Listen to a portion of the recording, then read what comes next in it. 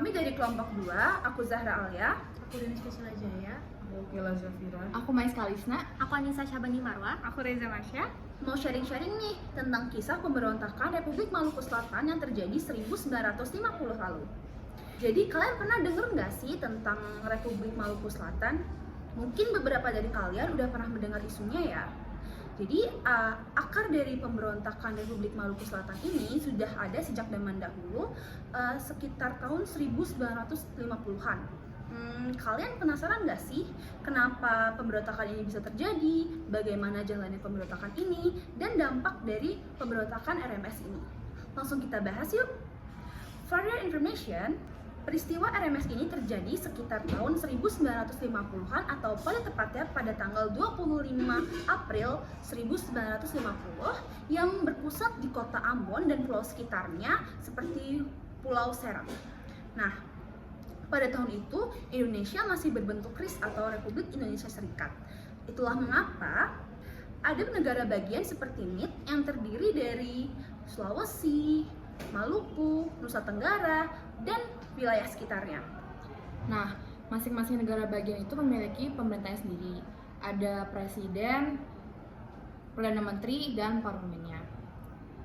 Pada saat pemberontakan RMS, ketika Indonesia tuh membubarkan RIS dan membentuk NKRI, parlemen di NIT tuh udah setuju buat gabung dengan wilayah-wilayah lain, buat gabung NKRI. Tapi sayangnya saat itu tuh Maluku nggak setuju. Dan satu pihak yang nggak setuju itu namanya Christian Soumokil. Dia itu yang punya janji sama Andi Aziz buat mempertahankan NIT sampai titik darah penghabisan. Dan dia juga mantan jaksa agung di negara timur Indonesia. Terus kenapa sih rakyat Maluku nggak setuju kalau NIT itu gabung sama NKRI? Alasan pertamanya yaitu karena mereka udah terlanjur kecewa sama pemerintah pusat karena mereka melakukan pembangunan secara tidak merata dan tidak adil. Sedangkan kalau di Jawa itu pembangunannya udah rata dan maju, jadi mereka ngerasa nggak adil aja sih. Yang kedua, ada sentimen SARA yaitu suku, agama, ras, dan golongan, di mana pemerintah pusat itu kebanyakan dari Pulau Jawa dan juga beragama Islam, jadi nggak relate gitu sama mereka, nggak ada representationnya gitu. Terus apa sih perlakuan RMS terhadap pemerintahan RIS? Yang pertama ada yaitu mereka memproklamasikan Republik Maluku Selatan pada tanggal 25 April 1950. Yang kedua, mereka mendukung Belanda-Belanda. Dan yang ketiga, mereka menangkap orang-orang yang mendukung pemerintahan RIS. Karena tindakan RMS dianggap sebagai pemberontakan, maka pemerintah harus mengatasinya. Upaya untuk mengatasinya itu ada dua, yaitu dengan jalan damai atau operasi militer. Nah, ternyata RMS itu menolak jalan damai, jadinya ya gimana lagi? Pemerintah melakukan operasi militer yang disebut dengan Gerakan Operasi Militer 3 GOM 3 pada tanggal 14 Juli 1950. Untuk menumpas pemberontakan RMS, pemerintah mengirimkan APRIS atau Angkatan Perang RIS Republik Indonesia Serikat di bawah pimpinan Brigadir Jenderal Slamet Riyadi dan Kolonel Alex Kawilarang dalam Operasi Pasupati. Operasi militer ini berlanjut di Pulau Seram hingga tahun 1962.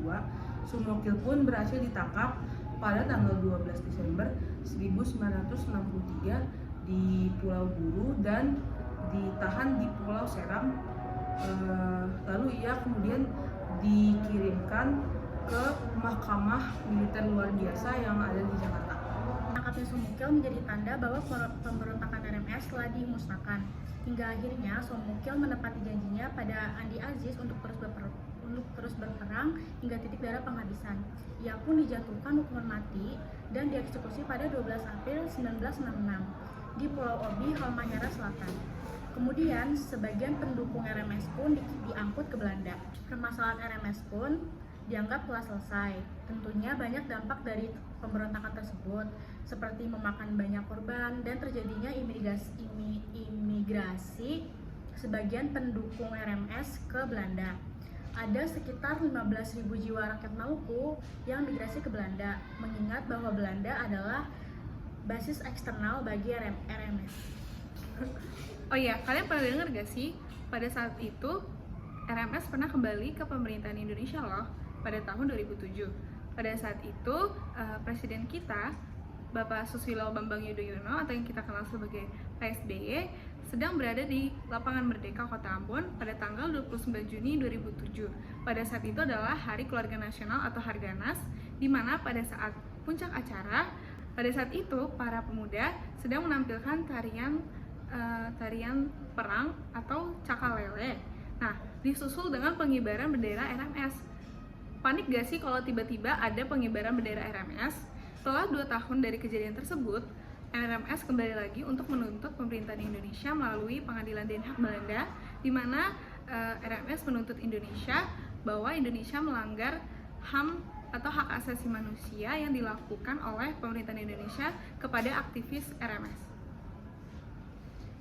Oke, jadi itulah sharing-sharing kita mengenai kisah pemberontakan RMS pada tahun 1950.